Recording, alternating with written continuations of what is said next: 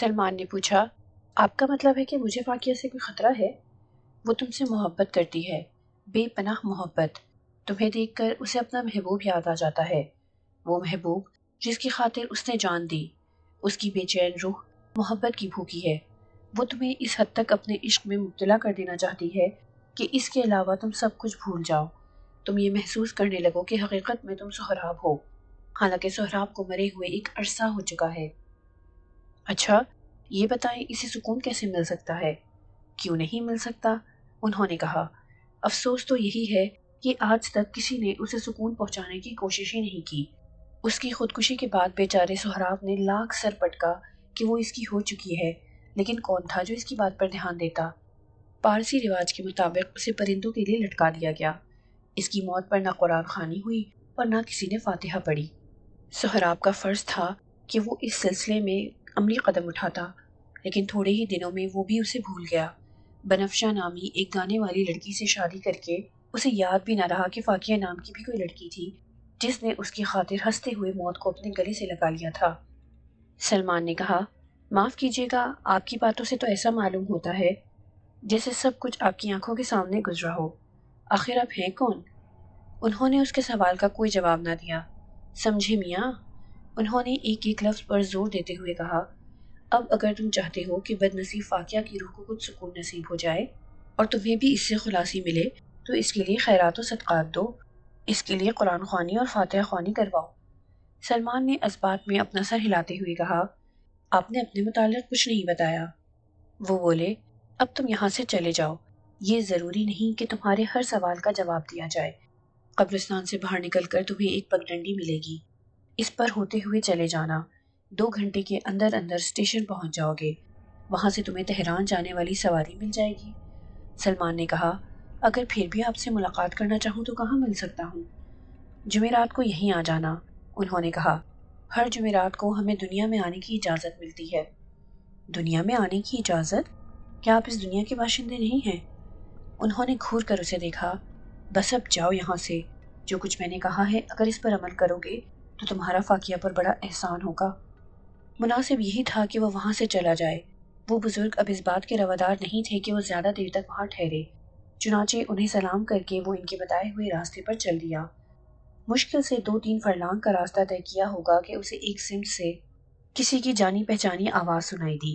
گھوم کر دیکھا تو وہی لڑکی جس نے اپنے آپ کو فاقیہ بھی کہا تھا زمین پر گری ہوئی نظر آئی۔ وہ بڑی نقاہت کے ساتھ سلمان کو آوازیں دے رہی تھی۔ وہ تیزی سے اس کے پاس پہنچا۔ شکر ہے کہ تم زندہ ہو، مجھے ڈر تھا کہ بھائی نے تمہیں قتل کر دیا تو ایک بار پھر کھو جاؤ گے، میں تمہیں کہاں کہاں ڈھونڈتی پھروں گی۔ تمہیں کیا ہوا ہے؟ سلمان نے پوچھا، اس طرح زمین پر کیوں پڑی ہو؟ اپنی دانست میں اس نے مجھے قتل کر دیا ہے، یہ دیکھو، اور یہ بھی، اور یہ بھی۔ اس نے اپنا گلا دکھایا جس پر خنجر کا نشان تھا، پھر پیٹ دکھایا، پھر پیٹھ دکھائی۔ ہر جگہ گہرے زخموں کے نشانات تھے، لیکن خون کا ایک قطرہ بھی نظر نہیں آ رہا تھا۔ بڑی مشکلوں سے ایک ایسا جسم حاصل ہوا تھا جسے تم پسند کر سکتے تھے، لیکن ظالم نے اسے بھی ختم کر دیا۔ میں نے صرف تمہارے انتظار میں اس جسم کو نہیں چھوڑا، لیکن اب اس کی تکلیف مجھ سے برداشت نہیں ہوتی، مجھے جسم چھوڑنا ہی پڑے گا۔ خدا حافظ سہراب، میں تم سے جلد ہی ملاقات کروں گی۔ اس کی آنکھیں بند ہو گئیں۔ سلمان کچھ بھی نہ کہہ سکا۔ اسے واقعی فاقیہ کا یہ روپ، یہ لڑکی اچھی لگنے لگی تھی۔ اس کی اس عجیب و غریب موت پر حیرت و تعجب کے ساتھ اسے کچھ ایسا محسوس ہو رہا تھا جیسے اس کی کوئی بہت ہی قیمتی چیز چھن گئی ہو۔ اچانک اس کی لاش سے بدبو کے بھبکے اٹھنا شروع ہو گئے۔ سلمان نے دیکھا کہ اس کا جسم آہستہ آہستہ گل رہا تھا۔ خوبصورت رخسار غائب ہو چکے تھے اور ان کی بجائے ہڈیاں نظر آ رہی تھیں۔ اس کی لاش کے تعفن سے گھبرا کر اس کا وہاں ٹھہرنا دوبھر ہو گیا۔ اس نے اس کے گلتے سڑتے ہوئے جسم پر الوداعی نظر ڈالی اور اسے وہیں چھوڑ کر آگے بڑھ گیا۔ لیکن اب وہ کہاں جائے؟ یہی سوچتا ہوا سلمان آگے بڑھا جا رہا تھا، تبھی اسے یاد آیا کہ ان بزرگ نے اسٹیشن پہنچنے کا کہا تھا۔ وہ ادھر ہی بڑھتا چلا گیا۔ اسٹیشن پہنچتے ہی اسے تہران کی ریل گاڑی نظر آ گئی جو چلنے ہی والی تھی۔ وہ اس میں سوار ہو گیا۔ اس کمپارٹمنٹ میں صرف 4 آدمی بیٹھے تھے، وہ بھی ان کے پاس جا کر بیٹھ گیا۔ اسے دیکھ کر ان میں سے ایک نے کہا، کہاں جانا ہے؟ تہران۔ ٹکٹ خریدا؟ نہیں۔ تب تو چیکر جرمانہ وصول کرے گا، جیب میں رقم ہے نا؟ تومان تو نہیں ہے مگر قیمتی پتھر جڑی انگوٹھی ضرور ہے۔ انگوٹھی ہے؟ یار تب تو تم بادشاہ ہو۔ ہم میں سے کسی کے پاس انگوٹھی نہیں، بلکہ ہم نے صرف نام ہی سنا ہے، اپنی آنکھوں سے کبھی کسی قیمتی انگوٹھی کی زیارت بھی نہیں کی۔ ذرا دکھانا تو، ان میں ایک شخص نے ہنستے ہوئے کہا۔ سلمان کا ارادہ تھا کہ انگوٹھی کی ایک جھلک دکھا کر انہیں فوراً چھپا لے گا، تاکہ ان کی چیخو پکار سے محفل کا رنگ بھی بدل جائے اور کوئی حادثہ بھی نہ ہونے پائے۔ چنانچہ اس نے اپنی جیب میں ہاتھ ڈال کر انگوٹھی نکالی، آگے کو ہاتھ بڑھا کر ان لوگوں کے سامنے مٹھی کھولی اور جلدی سے بند کر لی۔ غالباً مٹھی کھولنے اور بند کرنے میں اس نے کچھ زیادہ اجلت سے کام لیا تھا۔ وہ تینوں کے تینوں ویسے ہی بیٹھے رہے، کسی پر بھی کچھ اثر نہ ہوا۔ ٹھیک سے دکھاؤ، ایک شخص نے کہا، ہم تمہاری انگوٹھی کھا تو نہیں جائیں گے؟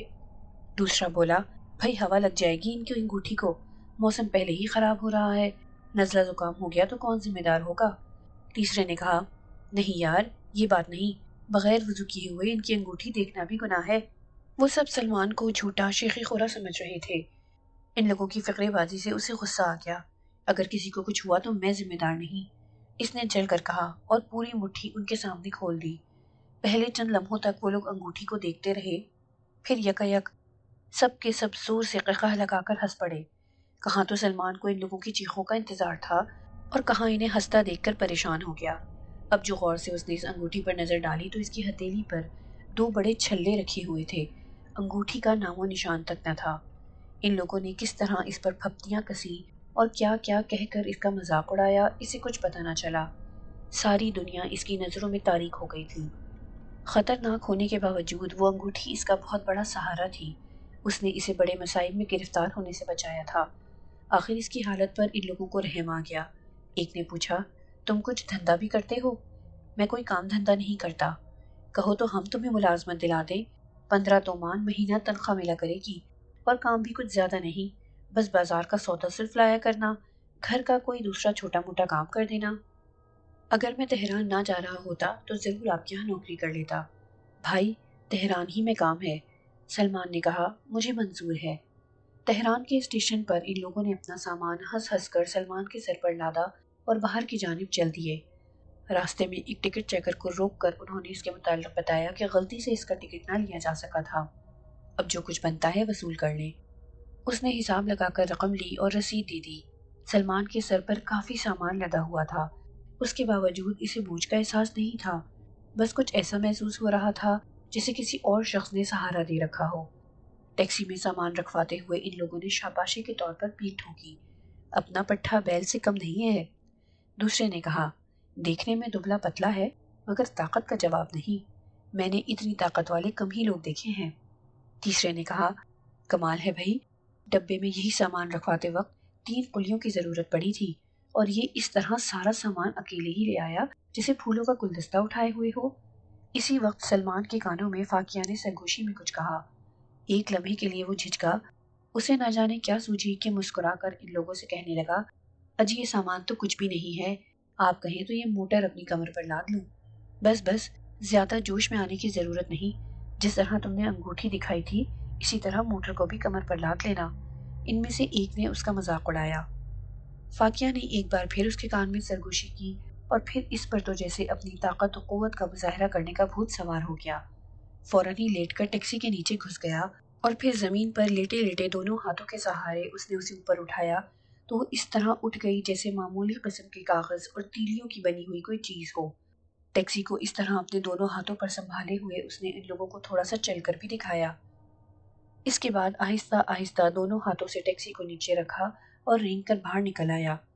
باہر لوگوں کا جمع غفیر اکٹھا تھا، بے شمار لوگ ٹیکسی کو ہوا میں بلند ہوتے ہوئے دیکھ کر ٹھہر گئے تھے۔ ٹریفک جام ہو چکا تھا، ڈیوٹی پر موجود کانسٹیبل بھی اپنی ڈیوٹی چھوڑ کر حیرت کے ساتھ اس کارنامے کو دیکھ رہا تھا۔ اسی وقت بھیڑ کو چیرتا پھاڑتا ہوا ایک انگریز آدمی آگے بڑھا اور محبت کے ساتھ اس کی پشت پر ہاتھ رکھ کر بولا، جوان نوکری کرنا ہے، 100 تومان دیں گے، پورے ایران کا سیر کرائیں گے، کرایہ بھاڑا کھانا کپڑا الگ سے ملیں گے۔ سلمان نے کہا، کام کیا کراؤ گے؟ دیکھو ہمارا سرکس کمپنی ہے، اس میں تم پبلک کو بھاری بھاری چیز اٹھا کر دکھاؤ گے، ایک دن میں 2 بار، بولو منظور؟ سلمان نے سر گھما کر دیکھا، اس ہجوم میں وہ تینوں مسافر نہ جانے کہاں کھو گئے تھے۔ وہ چاہتا تھا کہ کم از کم اخلاقی طور پر ان سے اجازت تو لے ہی لوں، مگر ہجوم اتنا زیادہ تھا کہ وہ کسی طرف بھی نظر نہ آئے۔ مجبوراً اس نے اس کی طرف اپنا ہاتھ بڑھا کر کہا، منظور، لیکن جب تک مجھے میری زندگی میں میری شیری نہیں مل جائے گی میں تہران سے باہر نہیں جاؤں گا۔ اور اس طرح تہران پہنچتے ہی سلمان الفریڈ سرکس کمپنی کا آئرن مین بن گیا۔ کمپنی نے اس کی پبلسٹی خوب دل کھول کر کی۔ اس دوران اس سے ریہرسل بھی کرائی گئی۔ ریہرسل کے دوران اس کی دوسری کئی خوبیاں بھی اجاگر ہوئیں، اور ریہرسل کے دوران اس کی تنخواہ 100 تومان سے بڑھا کر 200 تومان روز کر دی گئی۔ ریہرسل ہی کے زمانے میں اس کی ملاقات سرکس کمپنی کے مالک کی نوخیز لڑکی مس آئی سے ہو گئی۔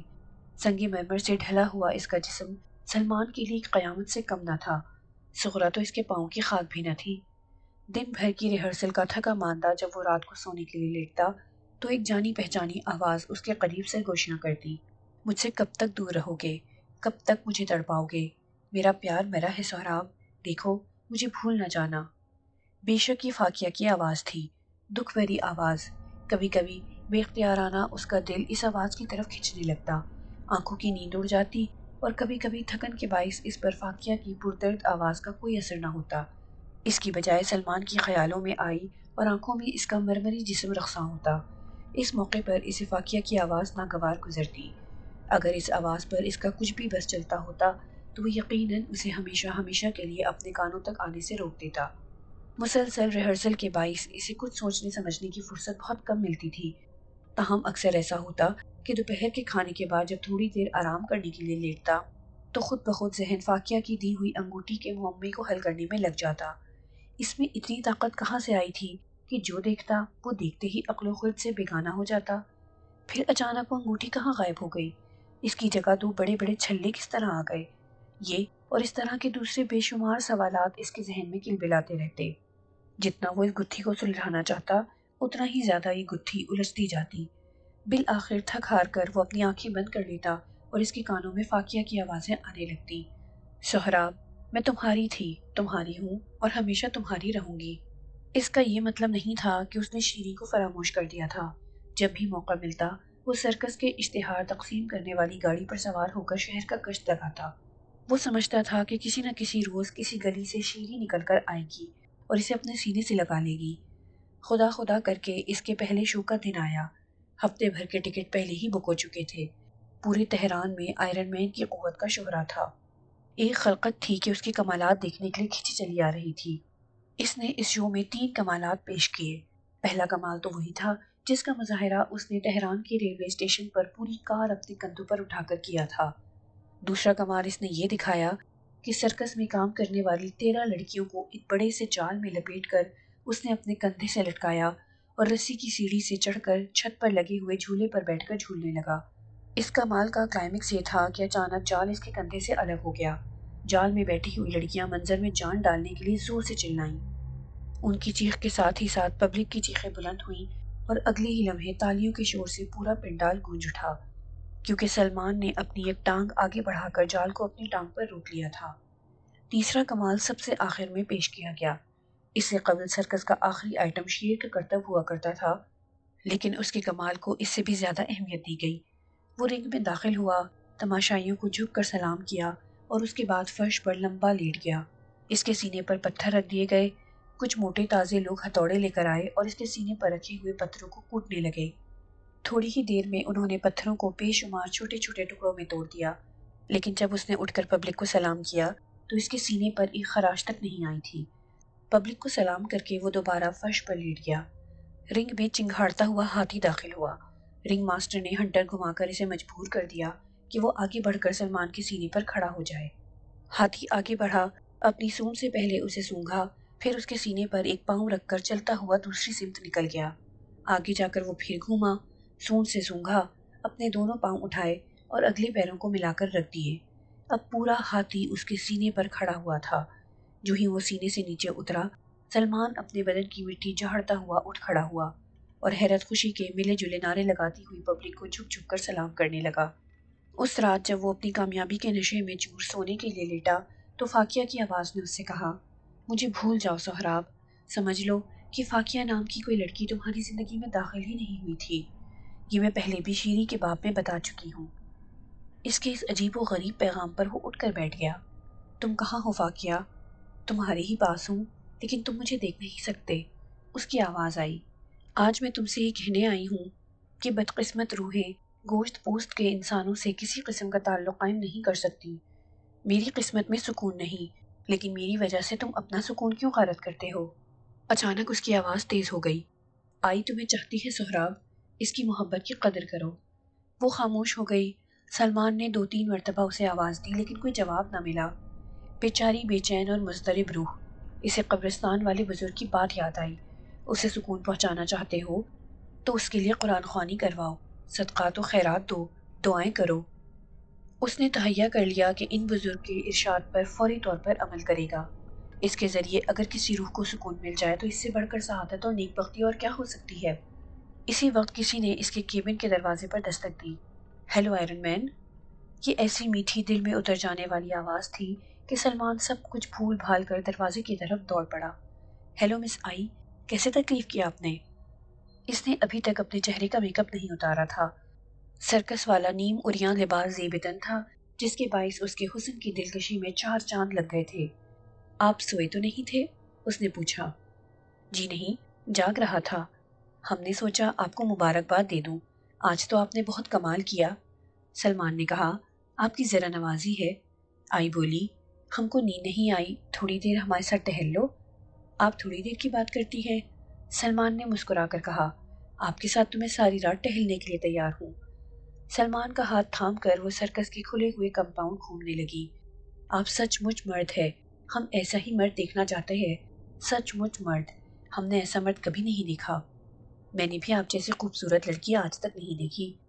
شیر کے کٹہرے کے پاس پہنچ کر اس نے اپنی آنکھیں بند کر لیں اور گہرے گہرے سانس لینے لگی۔ اسی وقت سلمان کے کانوں میں فاقیہ کی آواز سنائی دی، اس کے جذبات کی قدر کرو۔ فاقیہ کی آواز کے ساتھ ہی کسی معمول کی طرح سلمان نے پوری قوت سے اسے اپنی آغوش میں بھینچ لیا۔ فاقیہ کے رویے میں جو اچانک تبدیلی ہوئی تھی، اس نے سلمان کو حیرت میں مبتلا نہیں کیا تھا۔ اس سے قبل بھی وہ شیریں کے لیے ایسے ہی جذبات کا اظہار کیا کرتی تھی، لیکن اب وہ آئی کی جانب راغب کرنے کے لیے اکسانے لگی تھی۔ وہ اس کے لیے ایسے موقع فراہم کرتی کہ وہ آئی سے ملے، ایسے اقدامات پر ابھارتی جنہیں وہ غلط سمجھتا تھا۔ اس کے باوجود اس کی آواز سنتے ہی وہ سب کچھ کر گزرتا تھا جو عام حالات میں نہ کرتا۔ تاہم اس کی باتوں سے یہ اندازہ لگانا بھی مشکل نہ تھا کہ وہ ابھی بھی بے چینی اور اضطراب کا شکار ہے۔ شیریں کی تلاش جاری تھی۔ آئی کے مشورے پر اس نے 2-3 مقامی اخباروں میں ایک اشتہار بھی اس مضمون کا چھپوا دیا تھا۔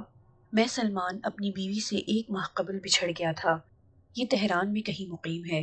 اگر اس کی نظروں سے یہ اشتہار گزرے یا کوئی واقف کار اس اشتہار کو پڑھے تو ایلفی سرکس کمپنی کی معرفت مجھ سے رابطہ قائم کرے۔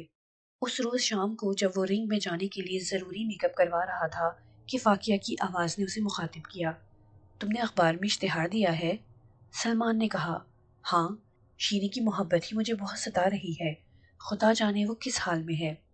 وہ بولی، وہ ٹھیک ہے، آرام سے ہے، وہ عامل اس سے کوئی کام لینا ہی نہیں چاہتا تھا۔ اس نے تم پر قابو پانے کے لیے اسے ساتھ لیا تھا، مگر جب تم اس کے ہاتھ نہیں آئے تو اس نے اسے چھوڑ دیا۔ اب وہ جہاں ہے محفوظ ہے، مگر میں اس سے ملنا چاہتا ہوں۔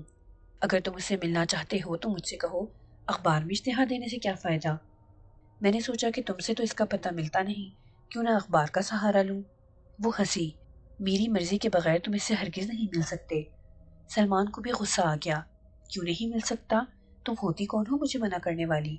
یہ مت بھولو کہ تمہارا سارا چین و آرام میرا مرہون منت ہے، میں چاہوں تو بھیک مانگنے پر مجبور کر سکتی ہوں۔ سلمان نے کہا، کیا تم مجھے اتنی اجازت بھی نہیں دو گی کہ میں چند لمحوں کے لیے اس سے مل لوں؟ آخر ہم نے تمہارا کیا بگاڑا ہے؟ تم ہم سے کس بات کا انتقام لے رہی ہو؟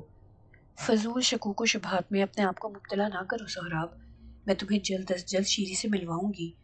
میری محبت اور خلوص کو تعصب کی عینک سے دیکھنے کی کوشش مت کرو۔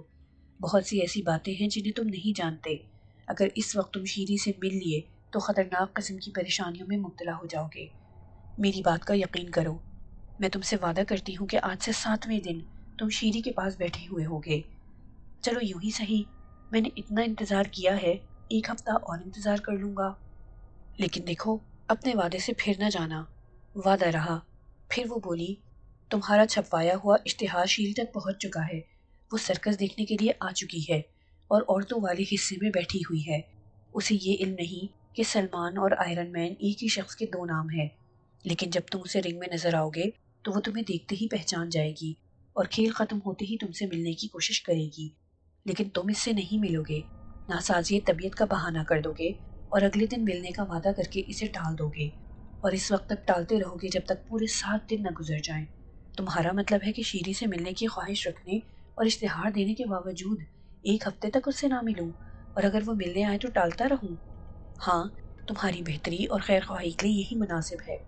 سلمان رنگ میں جانے کے لیے اٹھ کھڑا ہوا، آرکیسٹرا پر اس کے خیر مقدم کا ساز بجنا شروع ہو گیا تھا۔ شیری سے نہ ملنے کی بجائے زیادہ اچھا یہ ہوگا کہ میں تم سے وعدہ خلافی کروں۔ اگر شیری یہاں موجود ہے تو کھیل ختم ہوتے ہی میں خود اس سے ملنے کی کوشش کروں گا۔ یہ کہہ کر وہ پردہ اٹھاتا ہوا رنگ میں داخل ہو گیا۔ حسب معمول لوگوں کا ٹھاٹے مارتا ہوا سمندر سلمان کا منتظر تھا۔ اس نے سرکس کے آداب کے مطابق ان لوگوں کو سلام کیا، خاص طور پر سب سے زیادہ توجہ عورتوں والے حصے کی طرف مبذول کی، اور تب اسے شیری نظر آ گئی۔ خوشی کے باعث اس کے سارے دانت کھلے پڑ رہے تھے اور چہرہ گلنار ہو رہا تھا۔ اسے دیکھ کر تھوڑی دیر کے لیے وہ یہ بھی بھول گیا کہ وہ کہاں کھڑا ہوا ہے اور اسے کیا کام انجام دینا ہے۔ اس کا رنگ بھی خوب نکھر آیا تھا۔ وہ اس منظر سے کچھ ایسا مسحور اور مبہوت ہوا کہ پورے سرکس میں اسے صرف شیری کی موجودگی کا احساس رہ گیا۔ وہ اسے دیکھ رہی تھی اور خود اس کی اپنی ہستی، جس کی نظروں کے سامنے اس کی دنیا تھی، لیکن وہ اس تک پہنچنے سے قاصر تھا۔ سرکس میں اس قسم کے موقعوں پر جوکروں سے کام لیا جاتا ہے۔ جو ہی مسٹر ایلفی کو محسوس ہوا کہ سلمان کسی وجہ سے ایک ہی جگہ پر جم کر رہ گیا ہے، انہوں نے 2 جوکروں کو اشارہ کیا۔ دونوں جوکر قلہ بازی کھاتے اور ناچتے ہوئے اس کے پاس آئے۔ ایک جوکر چھلانگ لگا کر اس کے سر پر کھڑا ہو گیا، دوسرے جوکر نے اس کی دونوں ٹانگوں کے بیچ میں کھڑے ہو کر کمر پکڑ لی۔ سلمان نے چونک کر ان کی طرف دیکھا تو دونوں جلدی سے ہاتھ باندھے اس کے سامنے سجدے میں گر گئے۔ آپ کی کار آپ کو یاد کر رہی ہے ماسٹر، ایک نے کہا۔ کہتی ہے کہ وہ لوگوں کو اپنے اوپر سوار کراتے کراتے تھک گئی ہے، دوسرے نے کہا۔ پھر پہلا بولا، اب اس کی خواہش ہے کہ وہ آپ پر سواری کرے۔ دوسرے نے روتے ہوئے کہا، اگر آپ نے اس کی بات نہیں مانی تو وہ خودکشی کر لے گی۔ پہلے نے سسکیاں لیتے ہوئے کہا، اس کی جوان موت کا الزام آپ پر عائد کیا جائے گا ماسٹر۔ ان کے جملے سن کر لوگ دیوانوں کی طرح قہقہے لگا رہے تھے، اور قہقہوں کے سیلاب سے ایسا معلوم ہو رہا تھا جیسے پورا پنڈال اڑ جائے گا۔ سلمان کو یاد آ گیا کہ وہ یہاں کیوں آیا ہے۔ رنگ میں کار آ چکی تھی۔ الفریڈ کی درخواست پر اونچے درجے کے چند تماشائی جو شہر کے معزز لوگ تھے اس کا معائنہ کر رہے تھے کہ کہیں کسی کھلونے کو تو کار کا نام نہیں دے دیا گیا ہے۔ سلمان چھوٹے چھوٹے قدم اٹھاتا ہوا کار کی طرف بڑھا، پبلک کو سلام کر کر زمین پر لمبا لیٹا اور کار کے نیچے گھس گیا۔ تالیاں بجنا شروع ہو گئیں، لوگ خوشی سے چیخ رہے تھے اور منتظر تھے کہ ابھی کار ہوا میں بلند ہو جائے گی اور سلمان اسے اپنے ہاتھوں پر لیے ہوئے پورے رنگ کا ایک چکر لگائے گا اور پھر کار کو دوبارہ زمین پر رکھ کر اس کے نیچے سے نکل آئے گا۔ کار کے نیچے پہنچ کر معمول کے مطابق اس نے چاہا کہ اسے اوپر اٹھائے، لیکن وہ سر سے پاؤں تک پسینے میں نہا گیا۔ کار کو اپنے ہاتھوں پر اٹھانا تو بہت بڑی بات تھی، اس میں تو اتنی طاقت بھی نہیں تھی کہ کار کو جنبش بھی دے سکے، اور اس لمحے اس کے کانوں میں فاقیہ کے ہنسنے کی آواز سنائی دی۔ مجھ سے وعدہ خلافی کرنے والوں کا یہی حشر ہوتا ہے۔ سلمان نے منہ سے دھپ بھری آواز نکالی، اب کیا ہوگا؟ مشتعل ہجوم پنڈال میں آگ لگائے گا، کرسیاں توڑ دی جائیں گی، بہت سے لوگ زخمی ہو جائیں گے، بہت سی لڑکیاں اغوا کر لی جائیں گی، ہو سکتا ہے ان اغوا ہونے والی لڑکیوں میں شیری بھی ہو۔ نہیں، کیوں نہیں؟ جیسی کرنی ویسی بھرنی۔ تم نے میرے احسانات کو پس پشت ڈال دیا، یہ بھی بھول گئے کہ تمہاری ساری عزت میرے دم قدم سے وابستہ ہے۔ مزہ تو تب آئے گا جب گلی کوچوں میں خارج زدہ کتے کی طرح تم اور شیری۔ سلمان آنے والے واقعات کا تصور کر کے پاگل سا ہو گیا۔ رحم کرو فاقیہ، میں تم سے وعدہ کرتا ہوں کہ جیسا تم کہو گی اس سے اختلاف نہیں کروں گا۔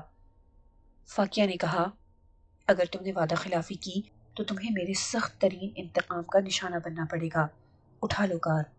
میرا وعدہ ہے تم جو کہو گی میں کروں گا، سلمان نے کہا۔ ٹھیک ہے، اب اٹھاؤ، فاقیہ بولی۔ سلمان نے ہاتھوں کو جنبش دی، کار اوپر اٹھ گئی۔ اس نے تالیوں کی گونج میں پورے پنڈال کا چکر لگایا، پھر کار زمین پر رکھ کر جب اس کے نیچے سے باہر نکلا تو اس کے دل نے یکایک چاہا کہ ایک نظر پبلک پر ڈال لے، ادھر دیکھ لے جانا شیری بیٹھی ہوئی تھی، مگر ہمت نہ ہوئی۔ دراصل اسے ہر حال میں فاقیہ کا کہنا ماننا تھا، ورنہ وہ پھر کوئی چال چل سکتی تھی۔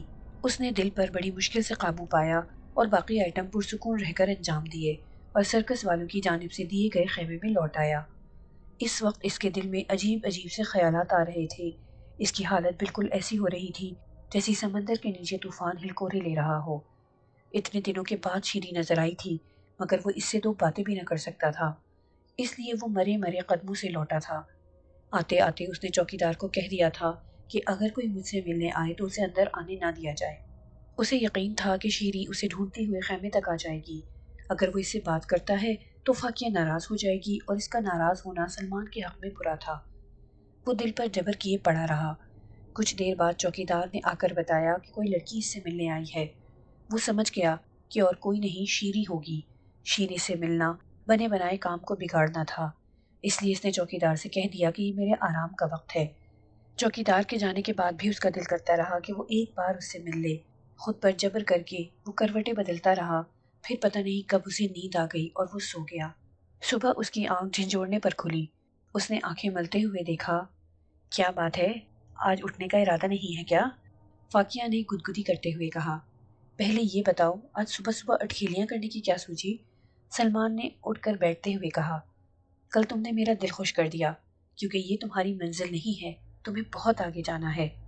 اسی لیے تو میں کہہ رہا ہوں کہ شیری کو ساتھ لے جانے کی اجازت دے دو۔ اگر کل تم شیری سے ملاقات کر لیتے تو بہت نقصان میں رہتے۔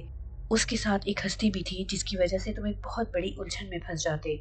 یوں بھی شیری تمہاری منزل نہیں ہے، تمہیں بہت آگے جانا ہے۔ یہ بات میری سمجھ میں نہیں آئی کہ یکایک تم شیری سے جلنے کیوں لگی۔ دراصل مجھے تمہارے لیے ایسی لڑکی کی ضرورت ہے جو تمہاری زندگی بدل دے۔ پھر شیری جن لوگوں کے ہاں ٹھہری ہوئی ہے وہ لوگ بہت اچھے نہیں ہیں، تمہارے لیے خطرناک ثابت ہو سکتے ہیں۔ اس کی بھی منزل تم نہیں ہو۔ شیری کو تم نے ہی تو میرے لیے پسند کیا تھا، اور اب کہہ رہی ہو اسے بھول جاؤں۔ میں نے یہ کب کہا کہ اسے بھول جاؤ؟ بس کچھ دنوں کی بات ہے۔ میں تو خود چاہتی ہوں کہ میری طرح وہ پیار کے لیے ترستی نہ رہے، مگر اس وقت بات کچھ اور ہے۔ میری بات مان لو۔ سلمان کو ہر بات منظور تھی، مگر شیری سے جدائی منظور نہ تھی، اس لیے وہ افسردہ تھا، جس کا عکس اس کے چہرے سے آیا تھا۔ چہرے ہی سے فاقیہ نے سلمان کے دل کی کیفیت بھانپ لی۔ وہ بولی، یہ سرکس تمہاری ملکیت بنے گی۔ یہ کیسے؟ یہ میں بعد میں بتاؤں گی، ابھی تم عیش کرو، میں جا رہی ہوں۔ فاقیہ کے جاتے ہی سلمان سوچ میں پڑ گیا کہ ابھی میری نجی باتوں میں بھی دخل دینے لگی ہے، اس لیے اس سے پیچھے چھڑانا ضروری ہو گیا ہے، مگر کیسے؟ یہ اس کی سمجھ میں نہیں آ رہا تھا۔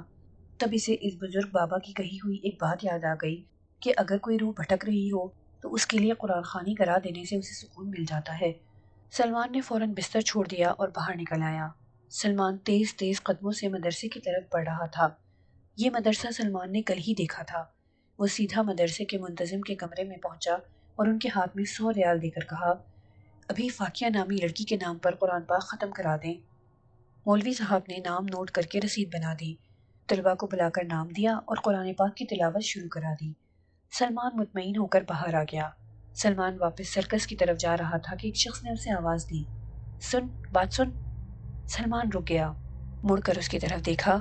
وہ کھچڑی بالوں والا شخص سڑک کنارے بیٹھا اس کی طرف تیز نظروں سے دیکھ رہا تھا۔ کیا بات ہے؟ سلمان نے رک کر کہا۔ یہاں آ، وہ بولا۔ سلمان اس کے پاس جا کر کھڑا ہو گیا۔ میں تجھ سے خوش ہوا، بول، کشف القبور سیکھے گا؟ پیش بینی کا سب سے آسان راستہ سیکھے گا؟ اس نے پرجلال لہجے میں کہا۔ سلمان حیران رہ گیا، اس لیے کہ کشف القبور ہر ایک کے بس کی بات نہیں۔ پتہ نہیں کتنے لوگ اس کام کو سیکھنے میں زندگی ہار گئے مگر کشف کا علم نہ سیکھ سکے۔ سلمان نے پوچھا، کیسے سکھاؤ گے؟ یہ مت پوچھو، جس پر میرا دل آ جائے اسے میں اپنا علم دے دیتا ہوں۔ سلمان وہیں اس کے پاس بیٹھ گیا۔ پتہ نہیں کیوں اس وقت اسے کیا ہو گیا تھا کہ وہ ہر طرح سے اس کے سامنے بچھا جا رہا تھا۔ جا، شام میں آنا، جا جا، ابھی چلا جا۔ یہ کہتے ہوئے وہ اٹھ کر چلتا چلا گیا۔ سلمان کچھ دیر تک اسے جاتا ہوا دیکھتا رہا، پھر وہ سرکس کی طرف چل پڑا۔ وقت اچھا خاصا گزر چکا تھا، شو کا وقت نزدیک تھا۔ اس نے چلنے کی رفتار تیز کر دی۔ ابھی وہ شو اسپاٹ سے دور تھا کہ اس نے دیکھا سرکس کے اشتہار بانٹنے والی گاڑی چلی آ رہی ہے۔ اس پر لگے لاؤڈ سپیکر کی آواز دور سے سنائی دے رہی تھی۔ وہ اپنی جگہ کھڑا ہو گیا تھا اور اس کی نظر سامنے کی طرف ٹکی ہوئی تھی۔ تبھی اس کی نظر موڑ پر پڑی۔ گاڑی مڑ رہی تھی۔ سلمان نے اسے روکنے کے لیے ہاتھ اٹھا دیا۔ اسے دیکھ کر ڈرائیور نے گاڑی روک دی۔ ارے ماسٹر، آپ اس وقت یہاں؟ ڈرائیور کے لہجے میں حیرت تھی۔ وہاں آپ کا انتظار ہو رہا ہوگا۔ آج کے شو میں سب سے پہلے آپ کو ایک راؤنڈ لگانا ہوگا تاکہ پبلک اپنی جگہ جلد سنبھال لے اور آخر تک جمی رہے۔ ایک ضروری کام تھا، اس میں وقت گزرنے کا احساس ہی نہ رہا۔ گرینڈ ماسٹر بہت ناراض ہو رہے ہوں گے، مائک پر اناؤنسمنٹ کرنے والے لڑکے نے ہنستے ہوئے کہا۔ وہ عادت کے مطابق وقت کی قدر پر لیکچر دے رہے ہوں گے۔ ٹکٹ بکنا بھی تو ابھی ختم نہیں ہوا ہوگا، سلمان نے خیال ظاہر کیا۔ ہاں، ابھی تو بکنگ آفس پر ہی لوگ لائن لگائے کھڑے ہوں گے۔ اس نے تائید کی اور گاڑی کی رفتار بڑھا دی۔ جس وقت وہ وہاں پہنچا، واقعی مس آئی کا باپ مسخروں کو جمع کر کے غصے میں ٹہلتے ہوئے لیکچر دے رہا تھا۔ لبے لباب یہ تھا کہ ایرانی کبھی ترقی نہیں کر سکتے، وہ وقت کی قدر کرنا جو نہیں جانتے۔ تبھی اس کی نظر سلمان پر پڑی اور وہ چیل کی طرح اس پر جھپٹا۔ ایسا لگا جسے وہ اسے پھاڑ کھائے گا، مگر نزدیک پہنچ کر نرم لہجے میں بولا، تم کہاں غائب تھے؟ تمہیں پتہ نہیں ہے کہ آج شو میں فرسٹ انٹری تمہاری ہے؟ ماسٹر ایک ضروری کام سے چلا گیا تھا، پھر بھی وقت پر تو آ گیا نا؟ یہ کہتا ہوا سلمان اپنے خیمے کی طرف بڑھتا چلا گیا۔ شو کی گھنٹی بجی تو وہ اندر گیا اور ایک راؤنڈ لگا کر واپس آ گیا۔ پھر وہ آخری آئٹم پیش کرنے کے لیے اندر داخل ہوا۔ پنڈال میں زبردست رش تھا، مزید لوگ آ گئے تھے، سب ہرکیولیس ہرکیولیس کا نعرہ لگا رہے تھے۔ اپنا یہ نیا خطاب سن کر سلمان کی ہونٹوں پر مسکراہٹ آ گئی۔ وہ بڑی شان سے کار کے نیچے داخل ہوا۔ پنڈال میں لوگ دم سادے بیٹھے تھے۔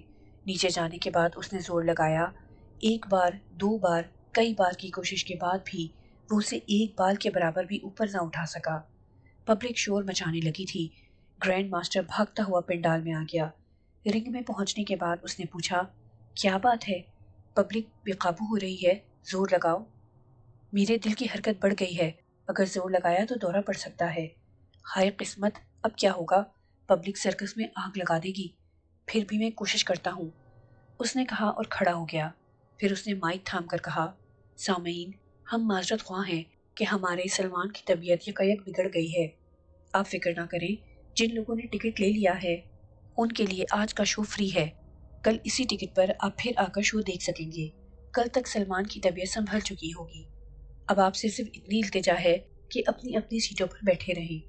ابھی آپ کی خدمت میں مس آئی کا ایک انتہائی خطرناک آئٹم پیش کیا جائے گا، جسے دیکھتے ہوئے آپ چیخ پڑیں گے۔ گرینڈ ماسٹر نے اپنی چرب زبانی سے معاملے کو سنبھال کر بیٹی کو اشارہ کیا کہ وہ رنگ میں آ جائے۔ سلمان پسینہ پوچھتا ہوا کار کے نیچے سے نکل آیا۔ وہ اپنے خیمے میں پہنچ کر لیٹ گیا۔ وہ سمجھ چکا تھا کہ اس سے ایک بہت بڑی غلطی ہو گئی ہے، اسے فاقیہ کے لیے فاتحہ نہیں کرانا چاہیے تھا۔ اب وہ پھر سے ایک عام آدمی بن چکا تھا۔ یہاں سرکس میں بھی اس کی کوئی جگہ نہیں رہی۔ گرینڈ ماسٹر اسے مار مار کر بھوسا بنا دے گا۔ اس مسئلے کا ایک ہی حل تھا کہ وہ یہاں سے بھاگ لے۔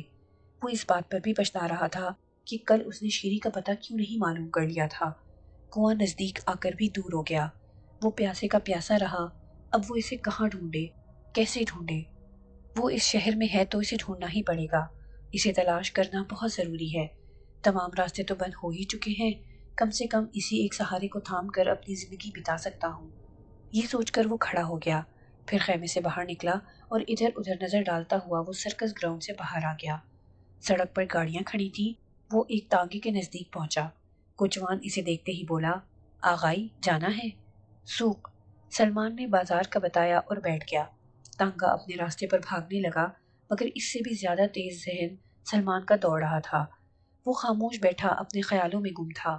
اس پر قنوطیت سی چھائی ہوئی تھی۔ وہ خود کو بہت ٹوٹا ہوا محسوس کر رہا تھا۔